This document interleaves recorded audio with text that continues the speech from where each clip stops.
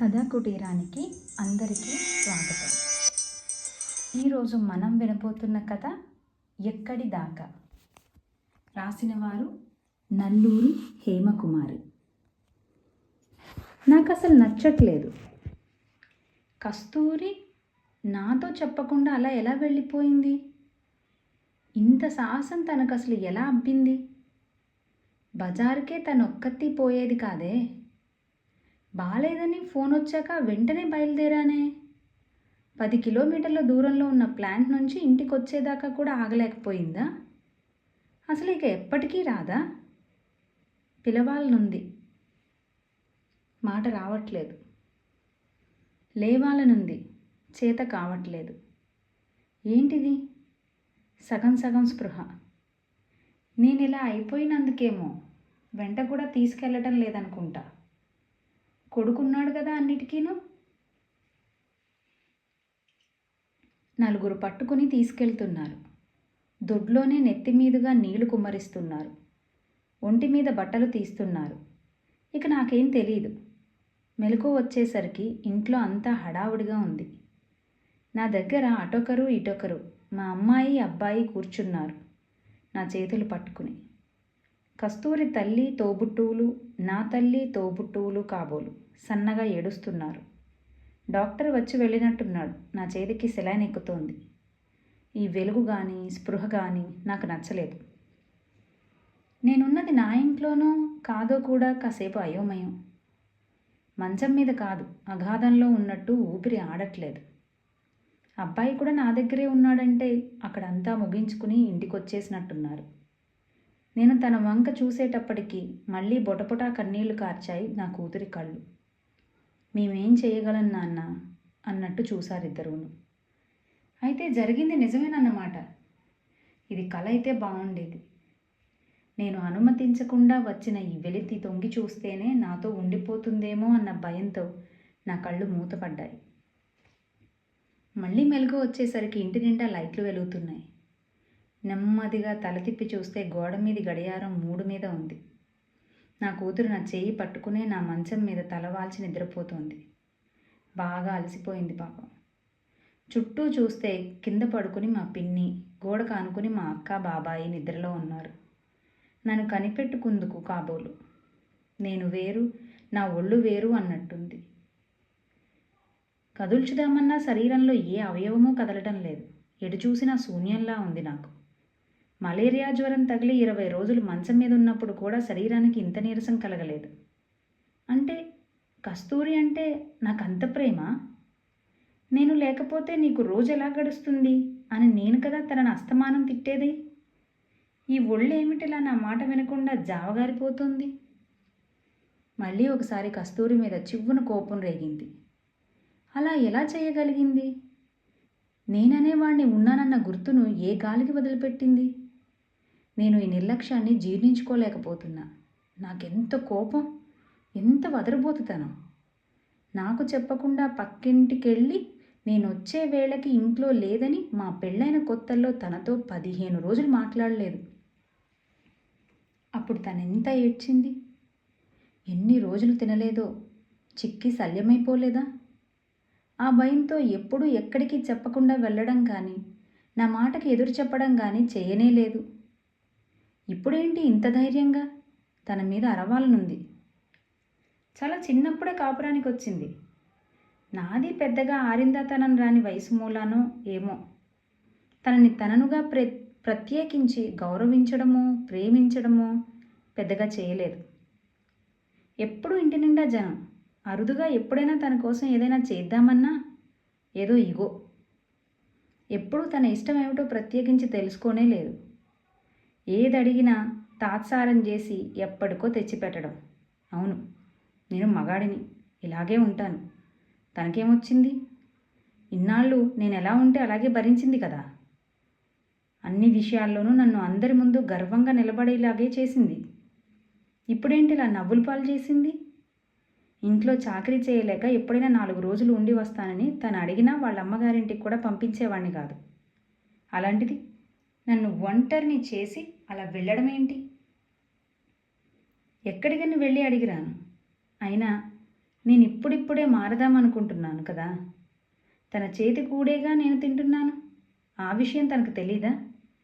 ఇంతమంది ముందు నన్ను అవిటివాణ్ణి చేసి నించోబెట్టింది. అమ్మాయికి అబ్బాయికి 2 ఏళ్ల క్రితమే పెళ్లి చేశాం.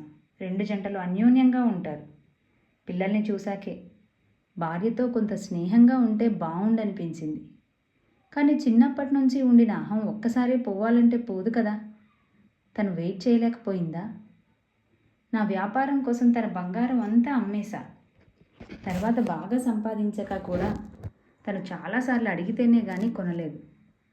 తను ఏమండి, ఫంక్షన్లప్పుడు ఒంటి మీద 4 నగలు లేకపోతే చుట్టూ ఉన్న ఆడవాళ్ళు సరిగ్గా పలకరించరండి, చిన్నచూపు చూస్తారు అని బాధపడేది. చాలా కటువుగా నువ్వేం జమీందారు బిడ్డవు కావులే అని కొట్టి పడేసేవాడిని. చూసి చూసి ఒకసారి, మరి మీరు సంపాదించారన్నది లోకానికి ఎలా తెలుస్తుంది? మీ భార్య కట్టుకున్న చీర పెట్టుకున్న నగే కదా మీ స్థాయిని ఊరికి చెప్పేది అంది. అప్పుడు అబ్బో చాలా తెలివితేటలు వచ్చాయే, వేసుకుని ఊరేగాలనుందని చెప్పరాదు అంటూ చాలా కటువుగా తుంచిపడేశా. తనెంత అందంగా అడిగింది, నేనెంత అసహ్యంగా కాదన్నాను. మరెప్పుడూ ఆ మాట తేలేదు తను. అప్పటికే మా అమ్మాయి ఇంటరు. ఆ తర్వాత తన ముచ్చట తీరకుండానే అవన్నీ అమ్మాయికి పెట్టి అత్తారింటికి పంపించడం జరిగింది.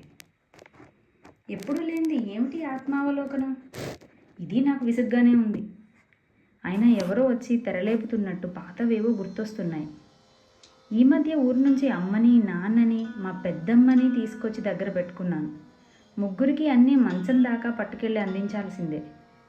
ఊళ్ళో బంధువుల మధ్య మంచి పేరుంటుందని దగ్గర వాళ్ళ పిల్లలందరినీ ఇంట్లో పెట్టుకుని చదివించాను. ఎప్పుడూ 10 మందికి వండి పెడుతూ ఎంతో కష్టపడేది. విచిత్రంగా తను కష్టపడిందనేది ఇప్పుడు తడుతోంది, కానీ నిజానికి బయట నుంచి నేను తెచ్చి పడేస్తుంటే వండి పెట్టడానికి ఏమిటనే అనుకునేవాడిని. ఇప్పుడు గుర్తుకొస్తుంది.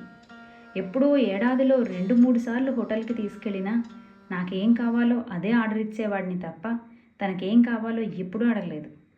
తనే ఓసారి చెప్పింది, పిల్లలు ఎదిగారు, వాళ్ళకి ఇష్టాలు ఉంటాయి, ఆర్డర్ వాళ్ళకి వదిలేయమని. అప్పుడు తన కోసం నేను ఆలోచించలేదు. వంటగది తనదే కదా, కావాలంటే వండుకోదు. ఏమో, నేను తినకపోతే తను తినకపోవడం చూశాను, కానీ కావాల్సిందంటూ వండుకోవడం చూసిన గుర్తులేదు. ఇప్పుడు ఈ ముసలోళ్ళందరినీ ఎవరు చూస్తారు? నాకు మంచినీళ్ళు ముంచుకోవడమే రాదు కదా. అయినా తనని అడిగి వీళ్ళందరినీ తీసుకొచ్చానా? నాకంటే ముందు వాడు అన్నయ్య ఉన్నాడు కదా. వదిన చూస్తానంటోందో లేదో తెలియదు. వాళ్ళెప్పుడూ ఇంటి బాధ్యతలు నెత్తినేసుకోలేదు. ఊళ్ళో నాకెంత మంచి పేరు. చెల్లెళ్ళ బాధ్యత అంతా నేనే మోసా. కాదు, కస్తూరియే. నాకు నా మీద కంటే కస్తూరి మీదే అధికారంగా ఉండేది. అది ఇప్పటి వరకు నా సమర్థతే అనుకునేవాణ్ణి. నా సమర్థతే అయితే ఇప్పుడు ఇలా ఎందుకయింది? నా అనుకున్న వస్తువును నన్ను అడగకుండా అలా ఎలా లాక్కుపోతారు ఎవరైనా? నన్నుగా తను మన్నించిన మూలాన కాబోలు ఇన్నాళ్ళ నా గెలుపు. తను చేయగలదని నమ్మేగా ఎన్ని బాధ్యతలైనా తన మీద పెట్టింది. ఆ మాత్రం అర్థం చేసుకోలేదా? అయినా ఈ మధ్య అనుకుంటున్నా తనని అటు ఇటు యాత్రలకు తిప్పాలని. ఏమో, ఇది కూడా నిజం కాదనుకుంటా. నా స్నేహితులు వెళ్తున్నారని స్టేటస్ సింబల్గా నేను చూడాలని అవే ప్రదేశాలకు తీసుకెళ్లాలనుకున్నానేమో. తన్ని అడగలేదుగా నీకేం చూడాలని ఉందని. అయినా తనకి బంగారం కొనాలని అనుకున్నట్టు ఈ మధ్యేగా చెప్పాను. తను నవ్వుతూ, మన చుట్టాలు స్నేహితుల ఇళ్లల్లో పెళ్ళిళ్ళన్నీ అయిపోయాయి, మీరు కొంటే మటుకు ఎక్కడికి వేసుకెళ్ళాలని అంతే. నాకు ముళ్ళు గుచ్చుకున్నట్లయింది. అయినా తమాయించుకోవాలా నేను? తను ఎందుకింత పని చేసింది? నాకు చాలా మంచి పేరు అందరిలో. స్నేహితులు, చుట్టాలు, ప్లాంట్లో వర్కర్స్ దగ్గర అందరినీ బాగా చూసుకుంటానని. అలా చూడటం కోసం అవసరమై కొన్ని చోట్ల, అవసరం లేకుండా కొన్ని చోట్ల ఆమెను చాలా చిన్న చూపు చూశాను నేను. చాలా చిన్న విషయాల్లో కూడా బాగా నలిగిపోయిందనేది ఈ మధ్య. నాకు కొంచెం కోపం తగ్గాక, అల్లుడు కోడలు వచ్చాక నవ్వుతూ తను అంటుంటే తెలిసేది. నేను దిద్దుకుందాం అనుకున్నాను కదా. మా అమ్మ చెల్లెళ్ళు తనని చాలా మాటలు అనేవాళ్ళు. నేనెప్పుడు ఓదార్పుగా కూడా ఓ మంచి మాట అనలేదు ఎందుకనో. వదినలో లేని చాలా మంచి గుణాలు ఈమెలో ఉన్నా ఎందుకని నేనెప్పుడూ తనని అభినందించలేదు? తను అలా ఉండడం నా హక్కు అన్నట్టే ఉండేది. ఈ మధ్యే తను చాలా లోట్లు పడుతూ నన్ను పూరించిందని అర్థమైంది. నన్ను పూర్తిగా చదువుతుందేమో అన్నట్లు ఇంతకాలం నడిచింది కదా. మరి నేను తనకేమేమో చెయ్యాలనుకుంటున్న విషయాన్ని చదవలేదా? తను కోరినప్పుడు ఇవ్వలేదని ఇప్పుడు తీసుకోవద్దనుకుందా? ఎప్పటికీ నా ఆజ్ఞలు నెరవేర్చే సైనికుడిలా వెంట ఉంటుందనుకున్నానే. నా ఆలోచనకు రూపమిచ్చే పనిముట్టులా ఉంటుందనుకున్నానే. ఇదేంటిలా? ఏమో, నా ఇష్టం. తన మనస్సుని, శరీరాన్ని, ఆత్మగౌరవాన్ని పైకెత్తుకుంటే ఎత్తుకుంటా, తుంగలో తొక్కుకుంటా అన్నట్టు వాడినప్పుడంతా నాతో ఉండి ఇప్పుడు మన్నించుకుందాం అనుకునేటప్పటికీ ఇలా చేసిందేమిటి? ఎప్పుడు పల్లెత్తు మాటలని కస్తూరి చేసిన ఈ పని నన్ను ఎడమకాలితో రొమ్ము మీద తన్నినట్టుగా లోపల బాధ మెలిపెట్టేస్తుంది. నన్ను శిక్షించాలనే చేసిందా ఈ పని? ఇన్నేళ్ల బట్టి మనస, వాచ, కర్మణ పీడనకు గురి చేశానని తెలిసింది. కానీ ఇంత పెద్దగా ఆమె రివెంజ్ తీర్చుకుంటుందని అనుకోలేదు. మనోవాక్కాయ కర్మలతో ఎప్పుడూ ఆమెను ఉన్నతంగా ఉంచాలనుకోని నన్ను ఎవరైనా ఏమన్నా అంటే ఊరుకునేది కాదు. నన్నెవరి దగ్గర తక్కువ చేసి మాట్లాడేది కాదు కదా. ఒక్కసారిగా నెట్టేట్లో ముంచేసిందేమిటి?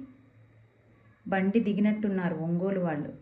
ఆరోగ్యంగానే ఉండేది కదా బావగారు, అక్కకి హార్ట్ అటాక్ ఏంటండి అంటూ బావురు మంది మా చిన్నత్తగారి అమ్మాయి. ఏమో, ఆ గుండె నిండా ఎన్ని అవమానాలు, అవహేళనలు, చీకు చింతలు దాచుకుందో తెలియదు కదా. నేను ఎప్పుడైనా చదివితేనా? అన్నీ ఉన్నాయనుకోవడమే కానీ మా అక్కకి ఏమీ తీరలేదు. దినకర్మలైనా ఘనంగా చేయండి బావగారు. నా మరదలి మాటలు నన్ను ఇంకొంచెం ఆత్మన్యూనతలోనికి, అవమానం అనే నరకంలోకి నెట్టేశాయి.